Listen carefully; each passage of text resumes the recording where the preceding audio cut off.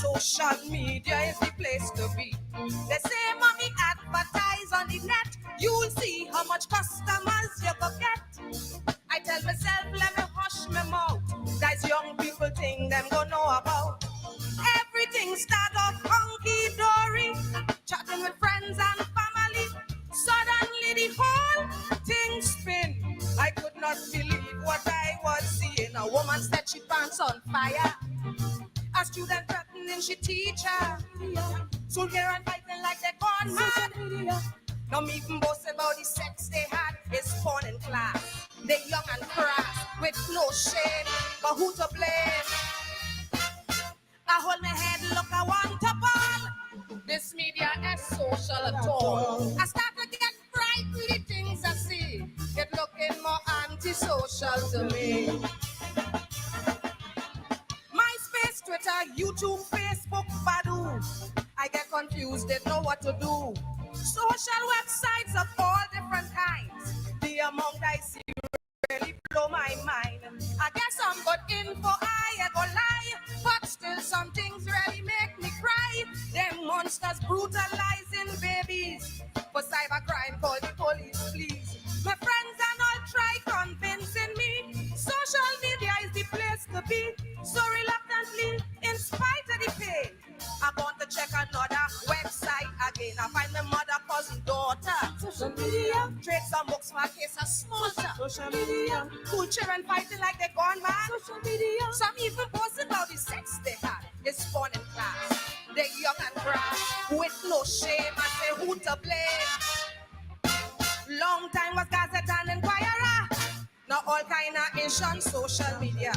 It getting more frightening the things I see. It looking more antisocial to me. Oh, they say it's social. Oh Lord, oh Lord, bacchanal.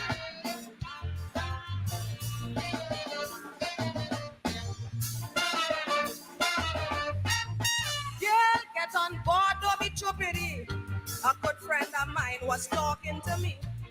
She said, Adana, do not be fooled.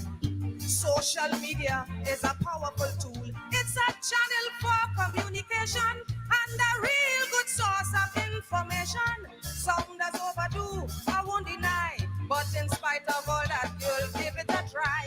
You have to make it work for you. Don't get caught in the Hannabaloo. So I gone on with a different view. Let me see what the social media could do. I see a woman stage a protest. It was social cyber unrest. Social media. A victim of domestic violence. Social media. Decide to break his silence. Tell the truth. Teach the youth. Learn to cook or read a book. But laugh and cry living together. I still don't trust that social media. I'll be just like Kermit, sipping my tea. But me again caught up in that jumpy.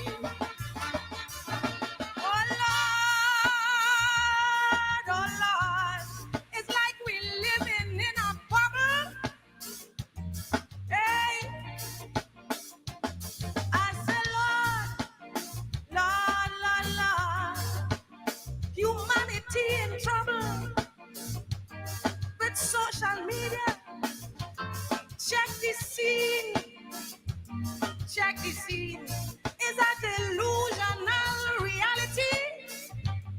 Delusional. It's like a plague. A real plague. Affecting the society.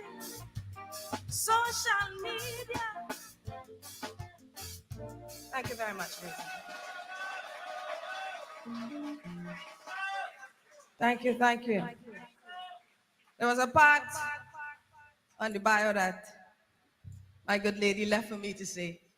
And one of the things that I used to do before I began to sing calypso was sing jazz. And I was fortunate to perform alongside Hugh Masekela on his last album that he did in collaboration with Siparia Deltones and Trinidad and Tobago, called From Siparia to Soweto. So you could give him a round of applause for that. You like my clothes? Give me a round of applause for that. And I made it myself, so get my next one. But my name is Lady Adan, and I could sing anything. So I'm going to do something with one of the calypsos because jazz is kaiso too, right? Let's go. I hear a song. I hear a cry. Some say that it's wrong, but I can't see why. All that I know is when I hear it, it fills me so, fills me so, fills me so, and I feel a spirit. I heard a wise man once say that we'll be stuck in a pit if on the back of progress we try to sit. So tell them people, I say, take my calypso music to the mountain, yes. Let every drop of earth hear when I sing. 'Cause out of them backyard, calypso rising, rising, rising, rising, yeah. We throwing off that old time style. We putting on a brand new smile. We rising out of the ghetto of third world stagnation. We're reaching for tomorrow with a world vibration. My calypso heading for stardom real quick because it is world music. No rhythm and blues, yes, look, jazz and reggae. I said they all pay their dues in much the same way. Yet every day, they keep evolving, finding more and more ways to keep on revolving. You see, I heard a wise man once say, we'll be stuck in a pit if on the back of progress we try to sit. So tell them people, I said, take my calypso music to the mountain, the mountain, the mountain, yes. Let every drop of earth hear when I sing. Because out of them backyard, calypso rising. We're throwing up the old time style. We putting on a brand new smile. We're rising out of the ghetto of third world stagnation. And we're reaching for tomorrow with a world vibration. My calypso heading for stardom real quick because it is world music. So hit me with the rhythm. Hit me with the rhythm. Hit me with the rhythm. Calypso rising and taking its place in the world. Hit me with the rhythm. Hit me with the rhythm and fill my soul. Hit me with the rhythm. Hit me with the rhythm. Now this song was born through chains and tears, but still we traveled on through freedom, yes. No more a song just to please the master, no. We traveled on, and yes, we crossed the river. I heard a wise man say that reduce culture to all talk and become. Tell them not my kind, so take my calypso music to the mountain, yes, let every drop of earth hear when I sing. Out of the backyard, calypso rising, we rising, yeah, rising. We throwing up the old time style. We putting on a brand new smile. We rising out of the ghetto of third world stagnation, and we reaching for tomorrow with a world vibration. My calypso heading for stardom real quick, because it is world music. So hit me with the rhythm. Hit me with the rhythm. Hit me with the rhythm. Calypso rising and taking its place in the world. Hit me with the rhythm. Hit me with the rhythm and fill my soul. Hit me with the rhythm. Hit me with the rhythm. Now this song was born through chains and tears, but still we traveled on through freedom, yes. No more a song just to please the master, no. We traveled on, and yes, we crossed the river. I heard a wise man say that colonialism will reduce culture to all talk and become. Tell them not my kind, so take my calypso music to the mountain, yes, let every drop of earth hear when I sing. Out of the backyard, calypso rising, we rising, yeah. We throwing up the old time style, and we putting on a brand new smile. We rising out of the ghetto of third world stagnation, and we reaching for tomorrow with a world vibration. My calypso heading for stardom real quick. Why? We had to do it one more time. My calypso heading for stardom real quick. Why? All right, I will do this one, right? My calypso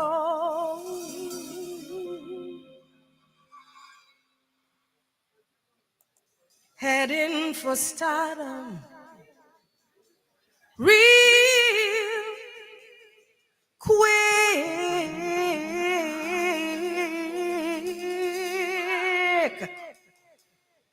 because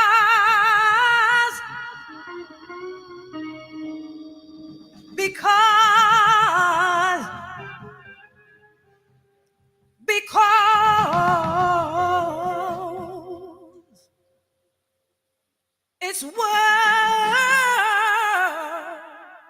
music.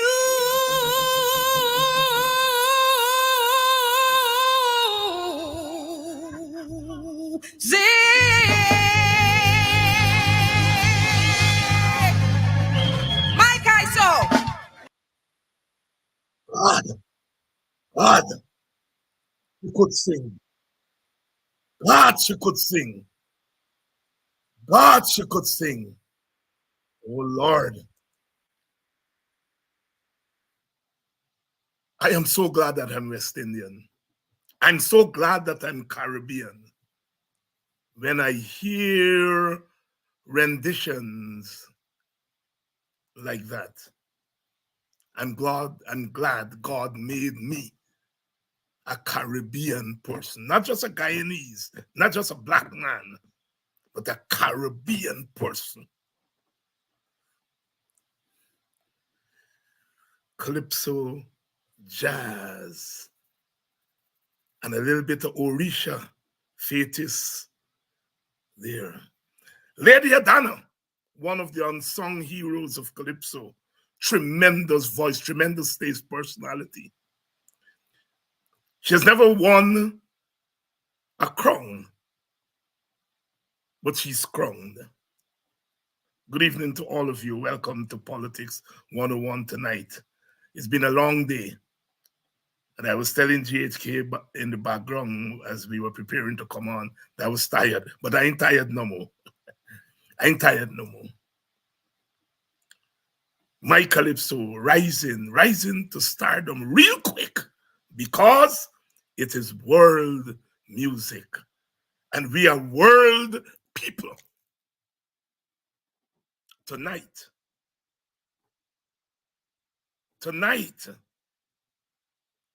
if Kamala Harris succeeds to the presidency of America, we Caribbean people have something there to rejoice. She's going to be the first president of America. A little bit of Caribbean, a little bit of Indian,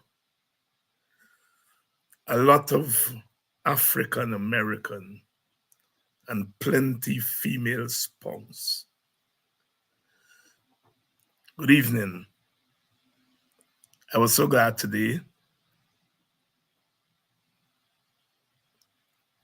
when I asked my classes, my two classes, one class on reggae, Bob Marley Reggae and Resistance, and my other class on Introduction to Africana Studies.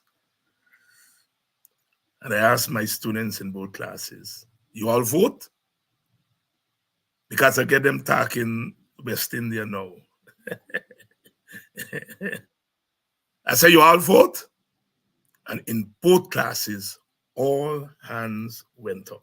I'm so proud of those young people. They're both first-year classes, so these are 18, 19-year-olds.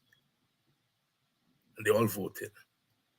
Even if a miracle happens tonight and that man wins, I think America and the world would have won because that lady has galvanized America and the world.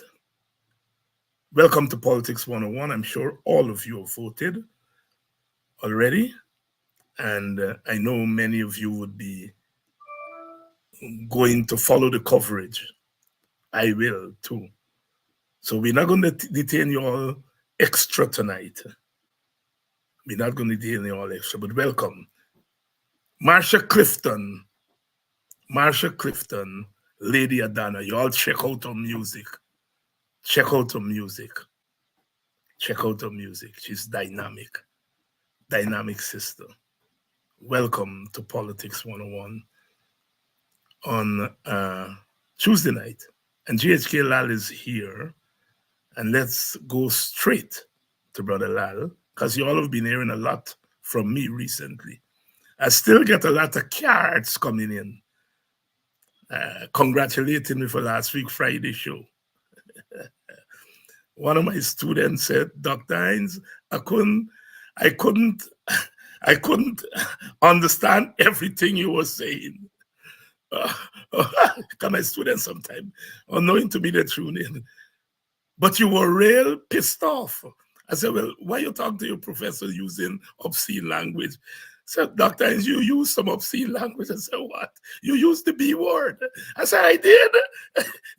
She said, I know what one B word. Dennis Booker, the student said, what is boundary? I said, not boundary, it's boundary. Oh my goodness. She had me cracking up. She said, what is boundary? I know what's the other B word, but what is boundary? And she said, really was the president of the country? I said, no, the vice president I was talking to. Oh, I'm still getting cards. I full up all of my house, full up with cards, congratulating me for putting abusing on that one. That one. I know you're going to abuse back Thursday, but I'm waiting for you. I'm waiting for you. I'm waiting for you. It's time he stop it. It's time he stop abusing people. Because when he abuse people, it's not Jack Dio abusing people. It's the government of Guyana that is abusing people. And yes, I got a real doctorate. I write a thesis. I write a dissertation. And yes, Clive Thomas can write papers at the university. I want Jack Dio produce a paper with the name next to it that he write a creative thing. If you people today, tell you, Dr. Hines, challenge you to produce a paper of any sort with his name next to it. He cussing people because they can write university paper. Jealousy. Jealousy. And using the bully pulpit of the government. But I come from Boxing Bottom Station. And if you want to roll in the mud, I can roll in the mud too. It's not my preference, but Jack Dio has to stop abusing people. He has to stop abusing people. And all of a sudden, he has this thing that he abusing gay people. And I don't know why, what is his preoccupation now with gay people. But he got gay people in his cabinet. He got gay people in his party, and I will defend them against his assault on them because they can't defend themselves. Good evening. I am not abusing out tonight.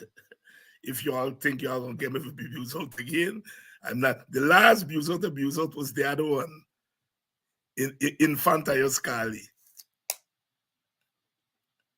And I did tell myself that's the last time I'd abuse out. But Jack Dio get me going. Well, I hope he stopped now. I hope he's respectful of his office and respectful of the people of Guyana. Good evening. Welcome to Politics 101. I think we're ready to roll. Let me bring in Mr. GHK Lall. Brother Gabriel. Good evening. Good evening, You are everyone. the angel. Good evening, everyone. Well, I think we got some demons to deal with around here in this tongue. So the angelic part has got to either stay or it's got to rise to archangel status. Hey. Good evening, everyone. Hey, Lord. Gabriel, you know, I of all the public commentators, I would think that you are the most respectful of all of we. Because you just call the man Dr. Jack Dio and Dr. Ali. Yet today I read a piece in Demerara Waves where a certain professor emeritus said that you just cuss Jack Dio. And why are these people lying on you like that? I wish you would cuss him some more, but you just call the man doctor. When the man is not a doctor, he's not even a quack. He's not even a quack. Because you would say a quack doctor. But he's not even a quack doctor. Why is it that that man feels that he has the license in Guyana to abuse people and to get others running behind him and abusing people personally? Talk to us. Well, it goes back to what, good evening again, everyone. It goes back to what Dr. Bertram Ramcharan said. The exercise of an autocrat. He didn't say that, but he spoke about creeping shades of autocracy. Is that I must have my way, and I will say what I want to say, my way, to anybody, any damn way that I feel. And you got to take it. But what I know, and what I know, is that when you get right back into his face, when you get back into the face of his people, and I don't bother with them anymore, I compel them to read what I write and There you what I go. speak. There you go. I have no interest in what they say. In fact, for me, they don't exist. I will not dignify them by recognizing their existence. But let me go to the main man. Let me go to the main man. For too long, he has swaggered and gotten away with it, and trampled upon people and got away with it. And I said to myself, this is one man ain't gonna back away from you. You might have been a former president, you are a vice president, you're a man of power, you're a man of standing, and so on and so forth. And to your point, you represent a national government. Therefore, I will demand of you, sir, that you carry, comport yourself in that manner. And I will force you to do so. And I will not allow you to drag me in the gutter with you. You people could lie on me, they could fabricate story on me. I don't care. But my duty to the people who raised me up, the village that raised me up, black and brown, black and Indian, and Amerindian, is to respect their contributions to where I am today by speaking to Dr. Jagdeo, Mr. Jagdeo, Vice President Jagdeo, in my language. And my language, even if I say so myself, is profound. You don't see stop. You don't see stop coming after me. He talk about my church. He talk about Wall Street. He talk about America. He talk about Gold Board. He talk about this. And every step of the way, I say, here are my cards. Where are yours? Where are yours? You go on your program and talk as a former head of state. I hear rumors. You're a former president and you talking about goddamn rumors? Huh? That's how low you are. That's how obscene you have made yourself, sir. I mean, come on, man. I recognize that you're small, but you can't be that small. You can't be that low. So me you know who lying upon who and who can make up story and inflate story or whatever. I will not abuse anybody because it is inimical to my calling. It's inimical to my belief. It's inimical to my standards, to my group. It will insult you, Dr. Hines, and it will insult this audience that they're gonna say, man, you know, GHK expect better from you. Left that to me. Left the bad talk and the rat talk and the dirty talk to me, right? I is a street man and I is a thing. It's not that I am a street man too, but here it is. But you know, you just carry yourself, maintain the thing there. So therefore, I look, Mr. Jagde, Dr. Jagde has gone from worse to worse. We can give you though. You want me call you doctor? That make you feel good, my brother? I'm gonna call you doctor. Here it is. Although I know I make myself a farce. A clown too. Hear this part. You don't demand respect. Respect is earned. Respect is bestowed upon you. But them banner they say want respect. They want to be revered. They don't want obedience. They want obeisance. They want people to grovel before them. They want people to prostrate. They want we forget pigtail at the back of we head and be like the Chinese before the Mandarins. We must prostrate ourselves. Well, I'll tell you, folks, that has its own people, not this Panahi. That got your own people. You can do what you want. You got all the power. You got all the organs of the state. You've got all the resources of the state, and you got all these other people who have to earn their keep, who have to prove their merit every day. So look at me. Look at me. I come and I talk on this program. Look at you, Dr. Hans. You want me to come twice a month on this program? I say, man, let me try the one thing. I ain't able with that. Some other people say they want to come twice. Must be something I'm saying right or doing right. I'm not attacking nobody. But here's my point. Here's my point. I am comfortable in what I put out and what I share, and I've shared that with you. And I'm saying that to those who, whether they go up on wherever channel they go up on, you have a right to do that. But at least be truth, man. Be truthful to yourself. Be, get some standard of yourself. Don't be a chip off the Jack Dale block. Yes, he pay you nicely and he give you a duty free and God bless you. But here's the thing. At least carry yourself with some decency, man. By your decency, inspire him to decency. By your standard, inspire him to some standard of when he look at Guyanese, he don't look at them like, oh, Donald Trump look at black people. And when I say black people, I mean people who look like me too. You understand me? So therefore, if he demanding respect, I am commanding a bigger respect from him. And you must too, Dr. Hanson. We all must. Before I come on to this program, we may talk about corruption. And I see the Minister of Governance or whatever, Parliamentary Affairs, Gail Teixeira, long-standing political veteran, she was addressing some group. And she said there's a culture has to change. And I absolutely agree. The culture has to change in terms of how we deal with one another. It doesn't matter PPP, PNC, WPA, AFC, whatever, newcomer, old timer. We must have not only before the white people, we must got some respect and yes sir and no sir and all this business. We must conduct ourselves in a manner that make all Guyanese proud. And I think that Dr. Jagdeo, Mr. Jagdeo, Vice President Jagdeo knows this. And if he doesn't know it, we must remind him of it. We must educate him about it, and he must deliver it. We must make sure that he delivers it. We got the PPP intelligentsia. I'll give them that. Call the man and say, man, you can't go on like this. You can't carry on like this. And then you can't come to me and expect me for run after you with this. No. Use the language to beat up people.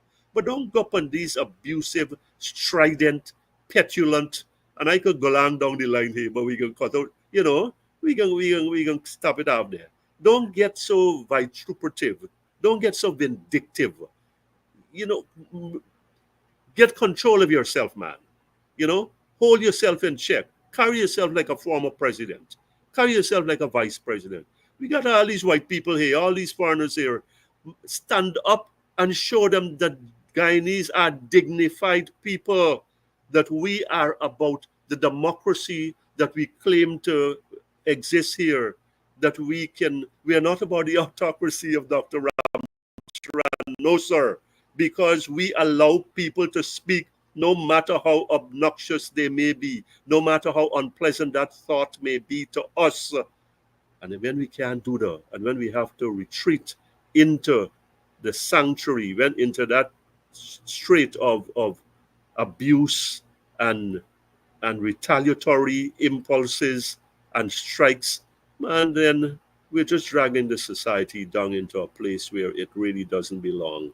I come from a standard. We were poor, but I come from a standard, say here, a poor but a proud. A poor but a proud. And hear this, and I'm going to hold on to that till the day I die, right? I'm still poor, but I'm more proud now, right? I'm prouder now. Hear the thing. So therefore, I think there's no call for this. What's the point being proven? What's the point that I could, excuse me, folks, I could pee further than you? Is this what it's come down to? This macho expression? And we're talking about gay. We are talking people about gay now. I hear this. I don't listen to the man. I mean, let me look at myself in the mirror, right? Let me look at myself in the camera. And I'm grateful to you, Dr. Hines, my brother David, for saying that he got gay people. And I know them gay people. I have received reliable information that them gay people is the people behind life in Guyana who attack me, who slander me. But here's this. I will defend their orientation, because at the end of the day, regardless what they are, LBGTQ and so on and so forth, they are my brothers and sisters. And I am retreating from that. And I am walking back that. right? Whether they're PNC, PPP, American, Guyanese, European, whatever, they are my brothers, and I will be steadfast in that belief. Or then, if I'm disrespectful to Jagdale, then I'll be less the man than I should be before you, and that I thought about myself. GHK Lall tonight. GHK, you mentioned Trump, and I want your take. There are some Guyanese in New York. Let me be blunt. Some PPP supporters, Indian Guyanese, who are urging their countrymen and women to vote for Trump because they said that Trump helped to restore democracy in Guyana. Talk to me. Talk to me. All right. They have a right to urge the people got a right for listen to them, whoever listened to them, and to vote for whom they want to. Kamala Harris, not vote at all, they should vote, or Donald Trump. Now, I want to say this.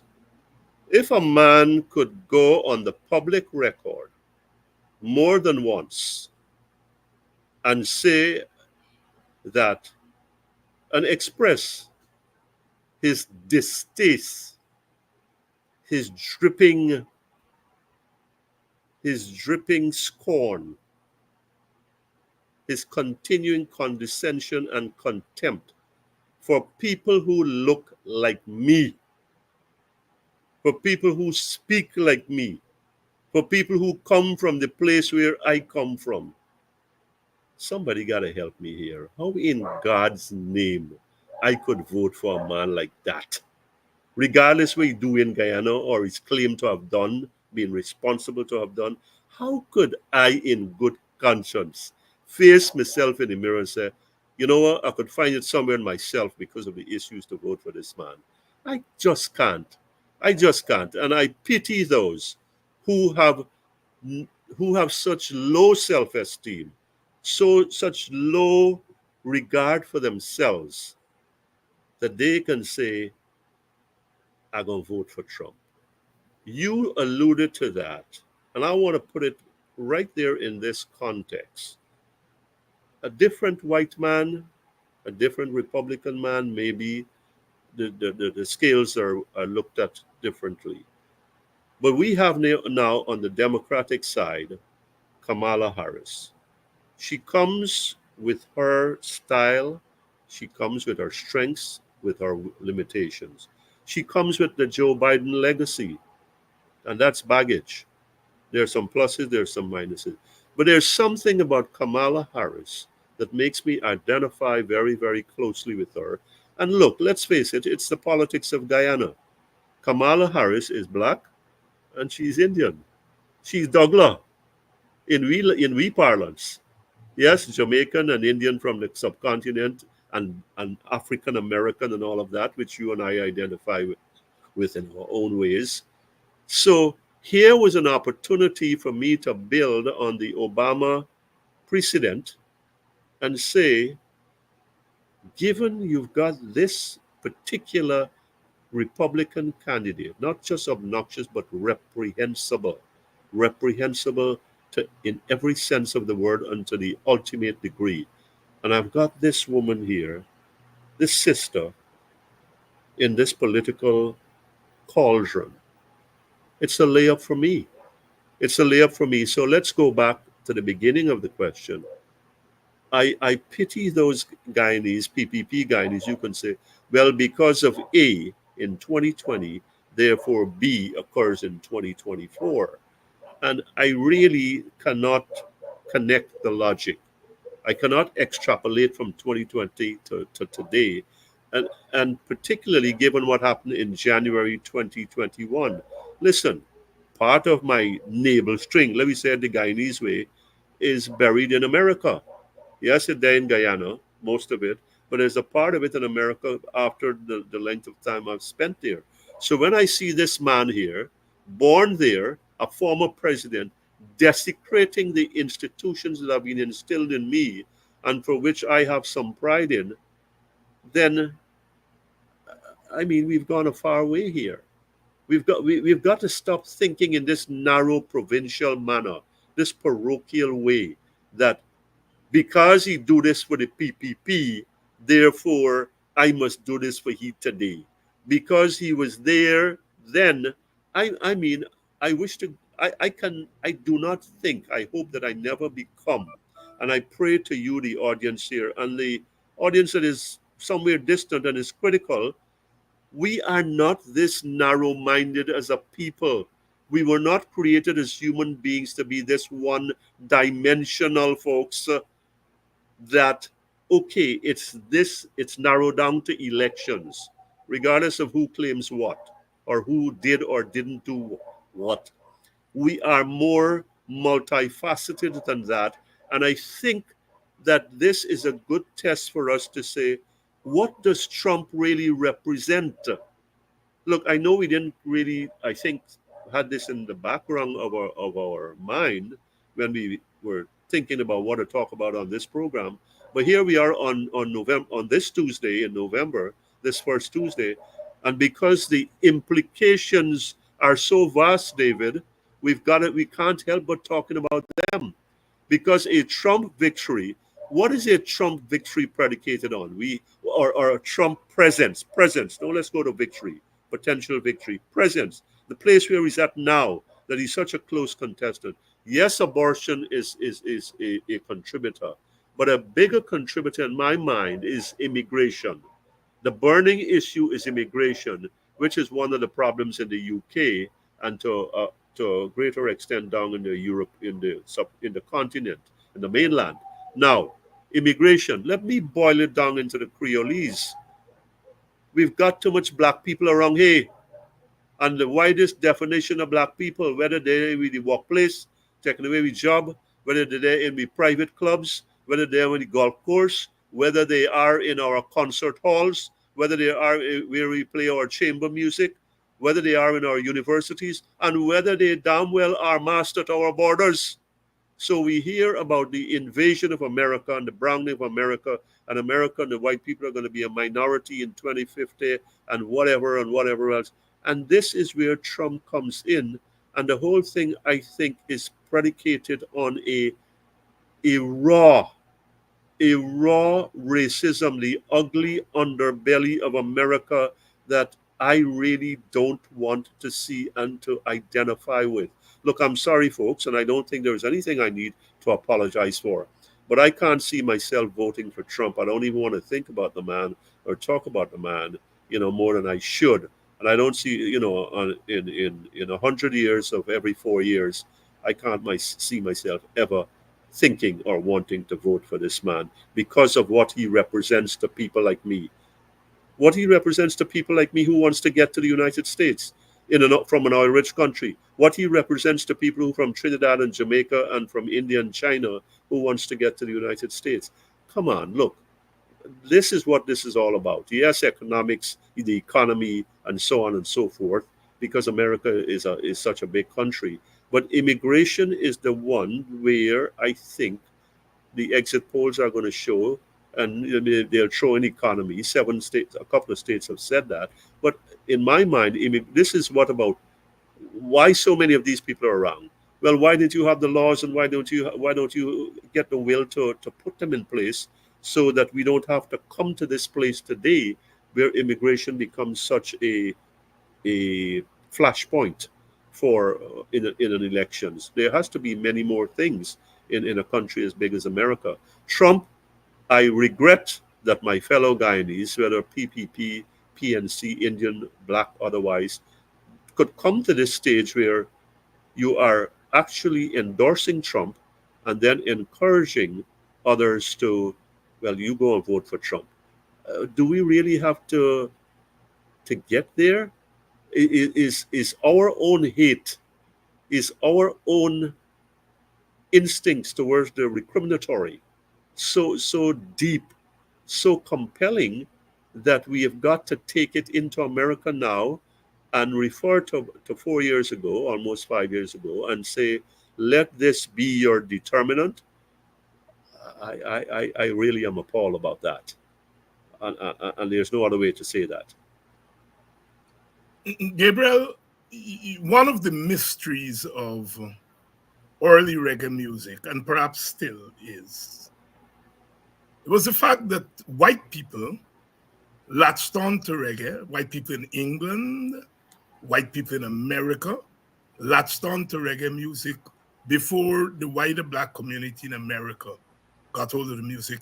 Bob Marley only got accepted by black America a couple of months before he died.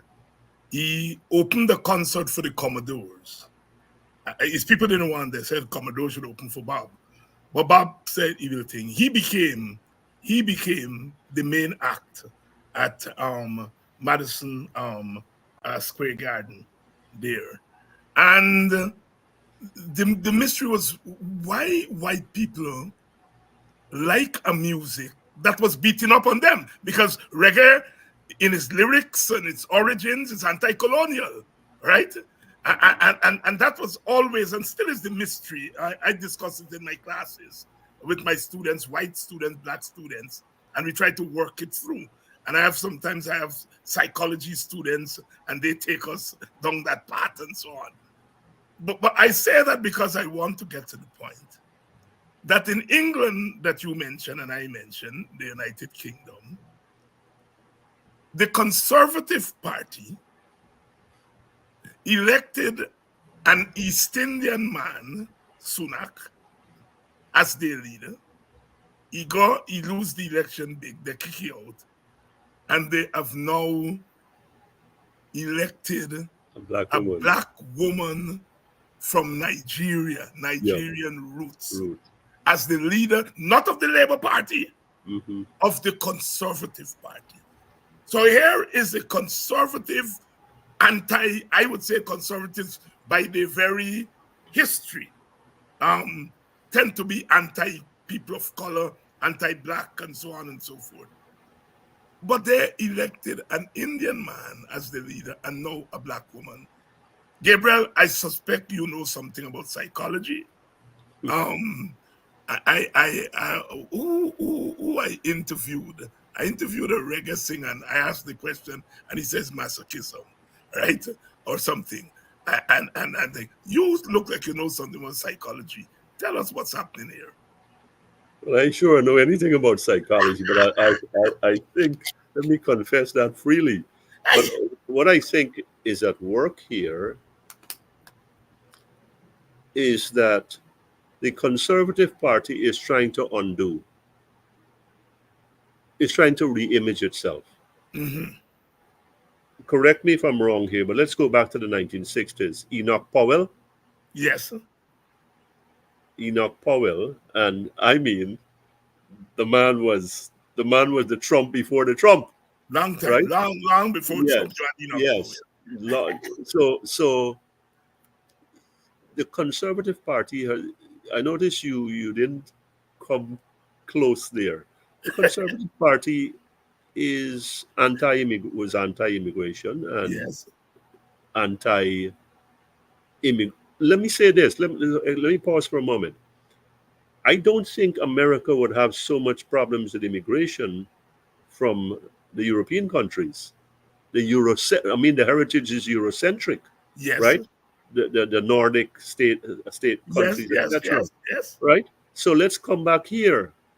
The Eastern European countries, the Slavs and the Poles, etc. There are causes of some consternation in the UK, but it so happens I had two pieces written, and I sent the one from brown to black. Where are we going? And then I said, hey, listen, I got this one here on Trump. And today's the election. Which one? They said, okay, Trump, right? So that one is already in the pipeline. I said from brown to black, from Sunak to Badenoch, right? And from brown to black, the brown bomber, the one who should have been the brown bomber, turned out to be a pale imitation. And these are like the first lines. What is this all about? And now here it is, you come asking me about putting me on the spot here with psychology and all these things. So here's this. I think the Conservative Party is trying to remake itself and to be a milder, more modern, more acceptable version of what it used to be. You had these dour looking men, Edward Heath, right? And what was it? The one with the pipe. Who was that? John Major or Callahan or one, James Scott? No, You had the Callan was Labour. Labour, right? But you had a guy with a pipe. Ah, God, Right? I know. Macmillan, not Macmillan. All But right. I know you're talking about, yes. Yeah, but anyhow, so you had these guys and they're like, look, colored people ain't got a chance with them this wrong here. Yeah. But now here it is, you have Sunak, and I think that was more of the business, the money push, the money club push. But Kami, and I hope I got this right, Badenoch, that one caught me off guard. But Yeah. here's the thing, let's not forget this. Psychology aside, she is a right winger, and she beat a right winger to get to where she is. Congratulations to her. I'm proud of her, right?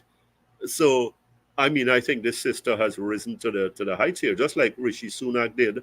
Although I thought from the beginning the odds were against him succeeding. I think the odds of the Conservative Party succeeding are pretty remote right now.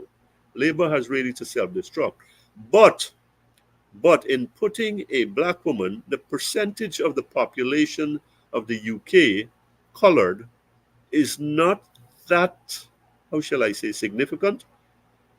You've got what, about 7-8% Asian and about 3-4% black, Black, right? yeah. So you're talking 10% there. And what's this? I look, psychology aside, I think the Conservative Party is trying to remake itself. I think she is going to be here's this part. See, this is where I started out and what I wrote. She is going to be the spear carrier for the Conservative Party for immigration. And we are Yes. back to immigration Back to because that's a burning issue in the UK. Forget about climate change and cancel culture and political correctness and all of that.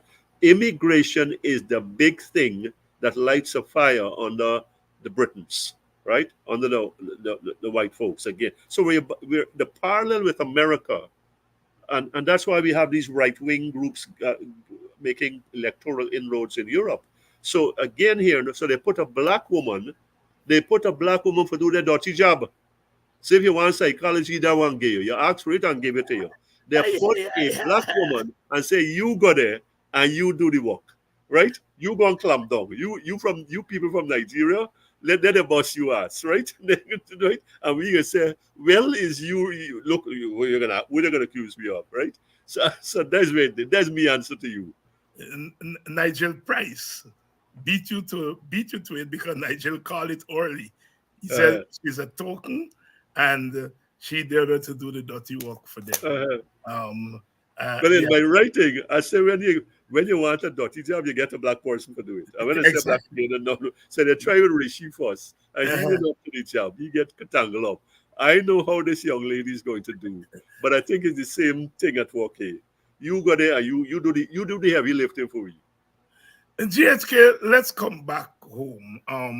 You were here last month, and I think the president Ali had just announced his cash grants, his $100,000. I can't. Anyhow, anyhow, a lot has happened since then. There's been a lot of debate, less about the cash grant and more about what the PPP's intentions are. I think that's where the conversation is at the moment. First of all, no plan. So you can go one day to give in households, to the next day to say individuals, to the next day saying, I ain't legislating because I don't want nobody bug me how to spend this money. And that's where we are. Um, from your standpoint, what this whole thing about the cash grant tells us about the PPP and where it intends to take Guyana. Well, They're using money as a weapon. Mhm. That's the first thing. They're using money to create a dependency. They're using money to hold Guyanese hostage. You come out and you say 200,000 household, and we get caught up in definition of household. Come out and say 100, and it's going to be more people. 18 of January and all of that. My point is that listen, Guyanese need some relief now. But when people like me were talking about relief, cost of living, the opposition spoke about it. No, y'all, you know y'all talking about. Look at the inflation numbers. 4 years. Look at the inflation numbers. And you look at the inflation numbers, man, we doing better than the best in the world in containing food inflation. Food inflation. And what construction? The time where people got to eat. Can't eat meal. Good? Hear this one. Out of the blue, after putting out your statistics and your experts to defend or exaggerate and to deny and denigrate what people like me put out and other people put out, you come out and holler. Let me settle for the 100,000. And then now the president says 200, then 100, and then the vice president come and say, well, it gonna be for them people outside too. This thing has lost. The PPP has made clear that this is no longer about cash, about relief for struggling Guyanese with food, buying food. Forget about inflation. With providing for themselves, putting food in the pot, in the pot, in the plate.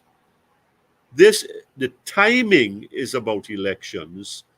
The foreign component is about elections, and the dilly dallying now is about politics. And when you take a man, and I hope I'm not being disrespectful here, please correct me, hold me in check if I go out of bounds.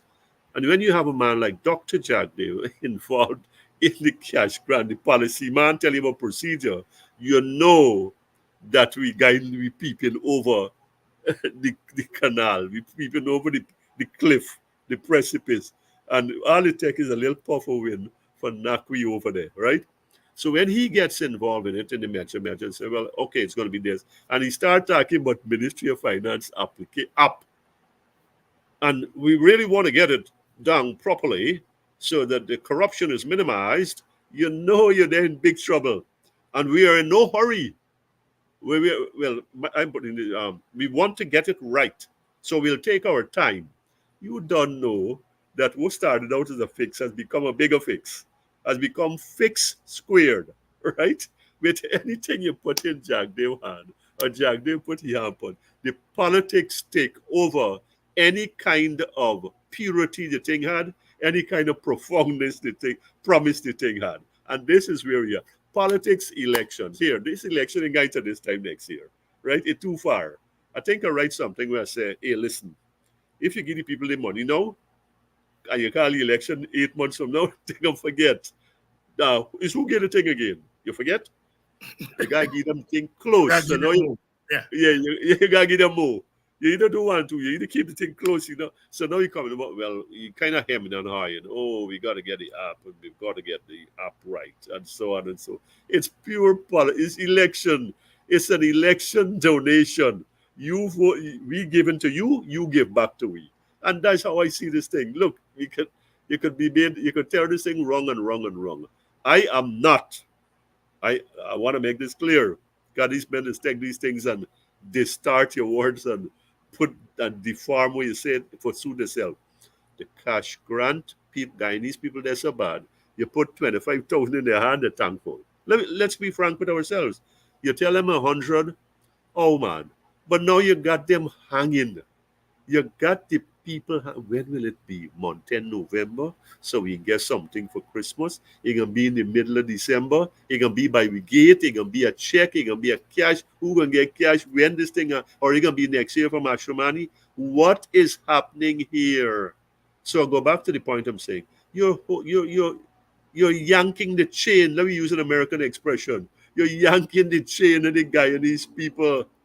You're rattling the cage. You're stirring them up, but they ain't getting nothing, right? It's like you're making monkeys out of the people. Them, excuse me, and that is where we are, and it's all because of the politics and the instinct, the impulse for power that consumes our brother, Dr. Jagdeer, that this is all he can think about.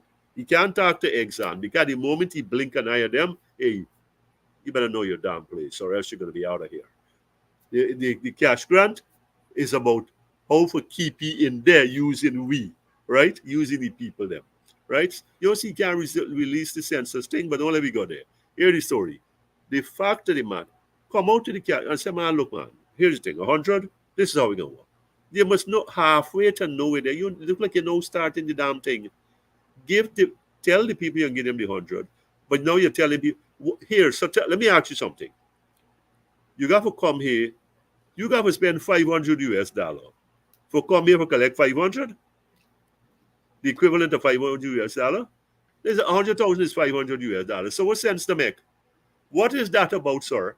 You help me, right? I the money man. You the It is politician. about paying the people passage to come home. They pay $800 from New York for the ticket. He spend 500. They're gonna go to Freedom House and collect the next 300. And when they leave, because they got registered and they got get ID card. And when they're leaving to go back to New York, they left the ID card at Freedom House. And we go from there. Yes. We know the last time Madam Chairman wrote to Mr. James, the immigration man, and said sending across 203 names of people who voted, and we rather suspect that they were not in the country in the vote. And Mr. James sent back to she and said 178 of these 203 people voted, but they never entered the country. Okay.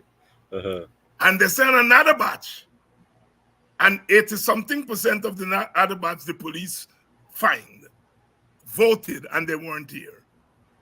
And she didn't send the rest because there were other batches. And when the PPP came to power, the Attorney General asked for the rest, and she come turn over the rest to me, and now they're asking him where there, he don't know where it is.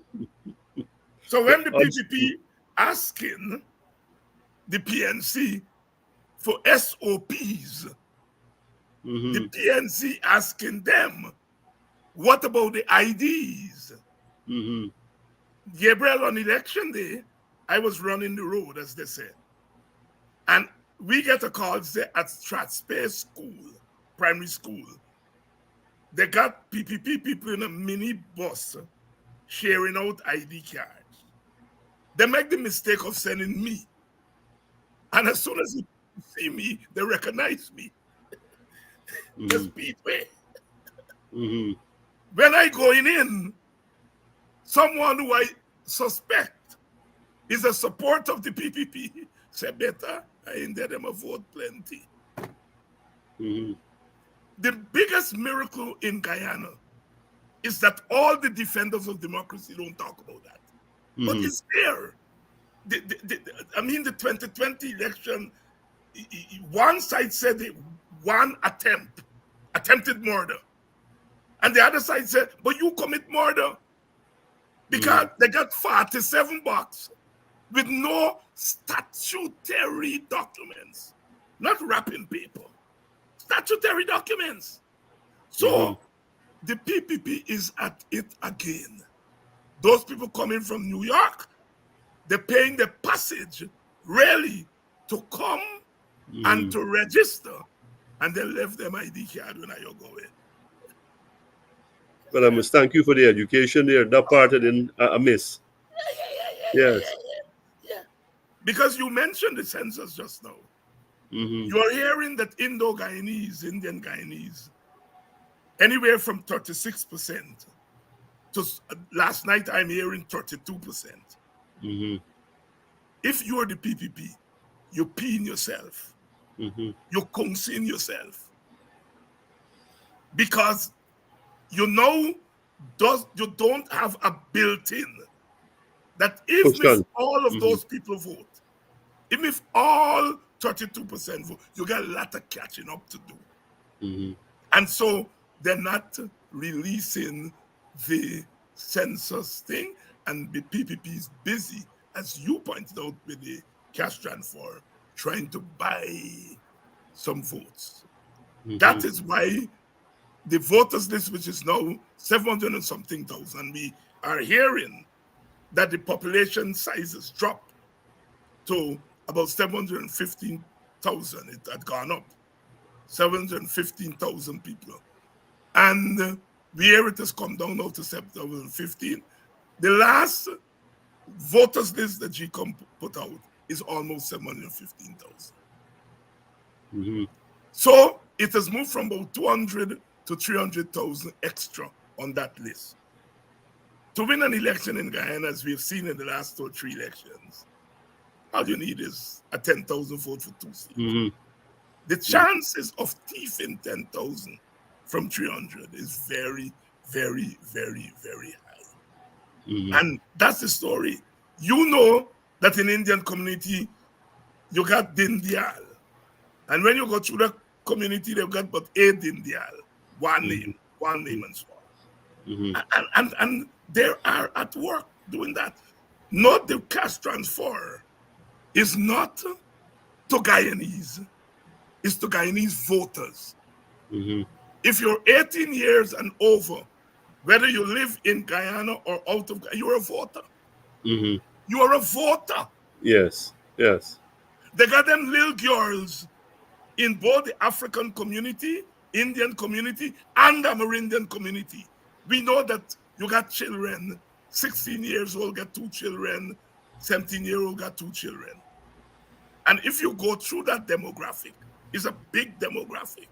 But Mm-hmm. they're not drawing down the 100,000. Mm-hmm. They're not drawing. If you said household, then you would have to cater for them. But you Mm-hmm. say individuals 18 years and over, you're talking about voters. Mm-hmm. You're not talking about Guyanese families. Because we know a lot of teenage families. And a Mm-hmm. lot of them, I send some people in me village, go through a street, and they say, count them teenage family. They go through one street. They said, David, 15 teenage family. Just one street. Mm-hmm. So they're out. So as you said, this is not about helping Guyanese people. It's electioneering. That's what it's about. Um, Gabriel, you have been in the forefront, along with others, on this question of the 2016 contract, oil contract. And we have now in the news um, the suggestion that perhaps we should go to a referendum and ask the Guyanese people to determine whether they want the contract to be renegotiated or not. Where you stand on that? Short and sweet, clear and simple. We should go to a referendum. Let the people speak. That's where I am now. To expand, the government can say one thing. The opposition may say something else. It may be close. It may be far apart. The contract, the coalition has taken a bashing for executing that contract. 8 years later, the opposition PPP made hay with it. As government, it finds out that, listen, it finds all kind of loophole to suit its own interests, to not do anything about the contract. In the middle of that, you've got people, we just done talking about relief, right? Oil rich countries, statistically the richest people in the world per person, per head, right? Per capita. But we're talking about hungry people. We are talking about people who have to wait on the government for a cash grant. You can call it handout, a cash grant. We've had some before. Okay, I think to renegotiate, the referendum is about royalty and taxes. And some people have said, well, Guyanese, the ordinary Guyanese, they know what royalty is. They better learn. What they know is this. They may not know the specifics about how royalty is calculated, come out from the top or the gross or the net or whatever. All that aside, here's this.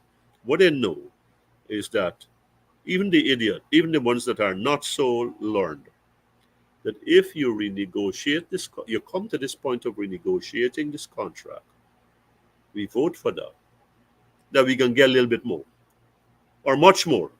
That's the objective.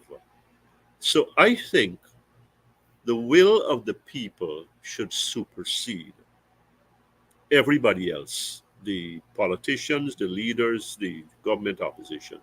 It'll give the people a chance for the first time to have a voice on what they want this country, what they want to do with this contract. Now I hear some scholarly arguments about ethno, religious, classical, economic strata, so on and so forth.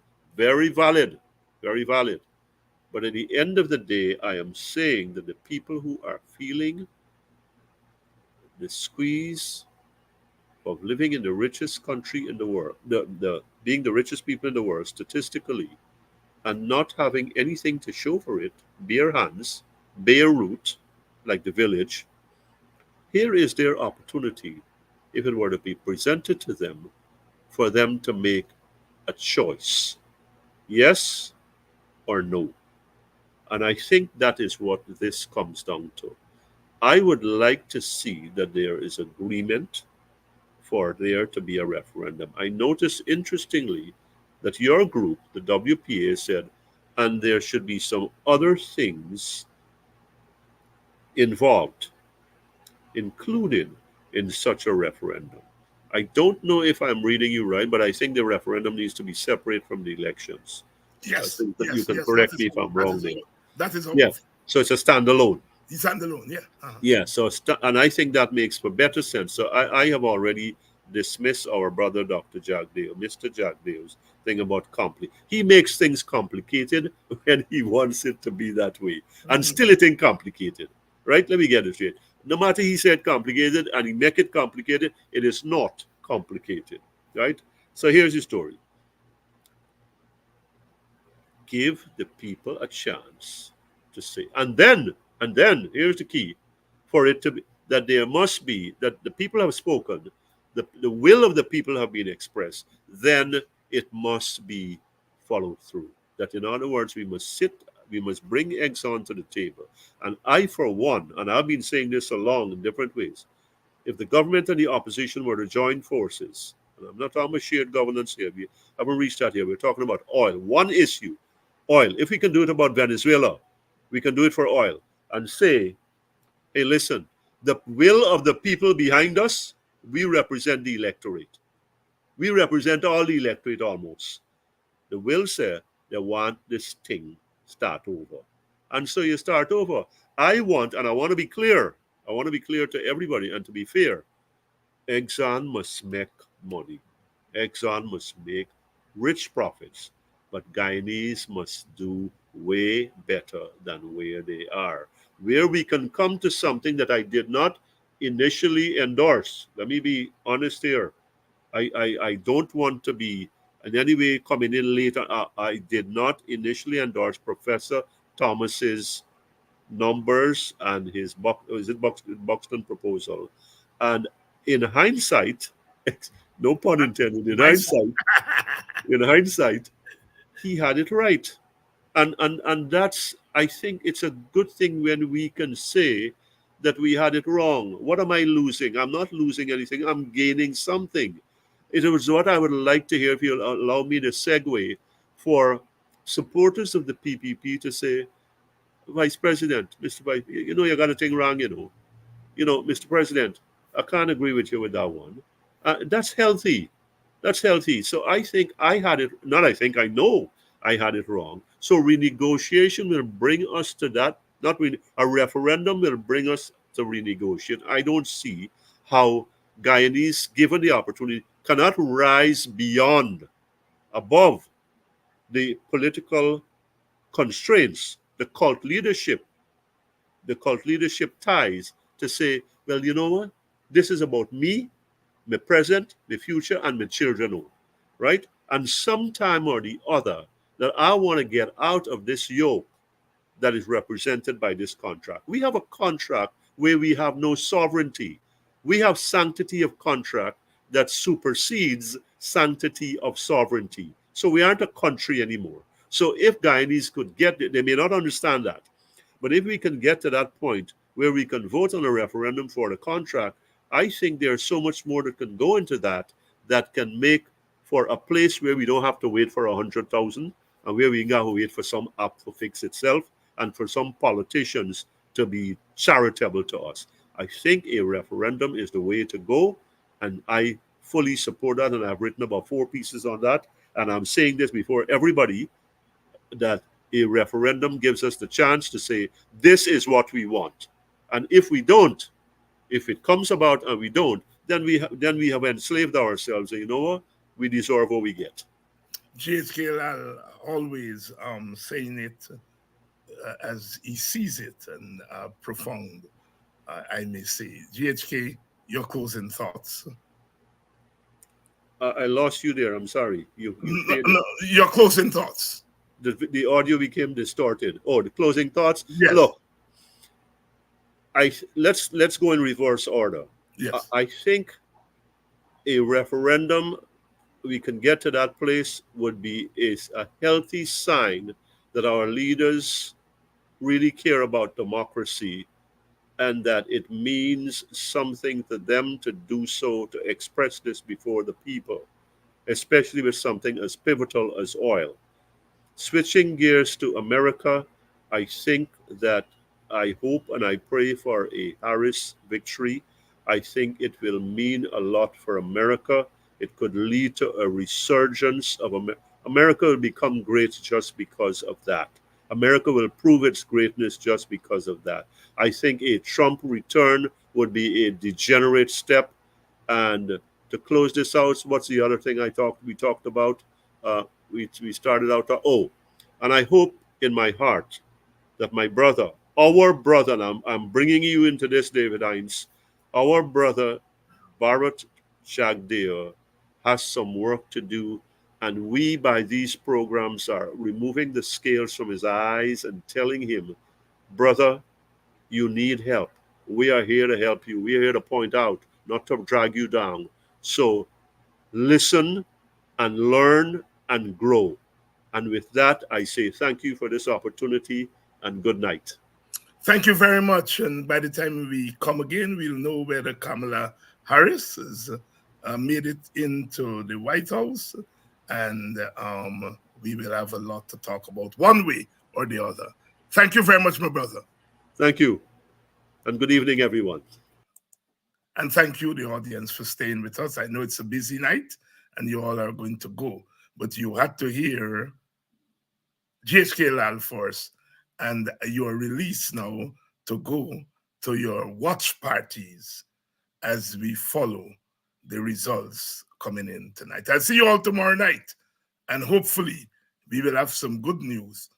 Last time the election was decided on Saturday. We had to wait about 3 or 4 days. I hope that we don't have to wait that long. I get in old and my heart can't take all them long waiting. I want this thing to be over tonight. See you all tomorrow night. Until then, let's keep all our fingers crossed.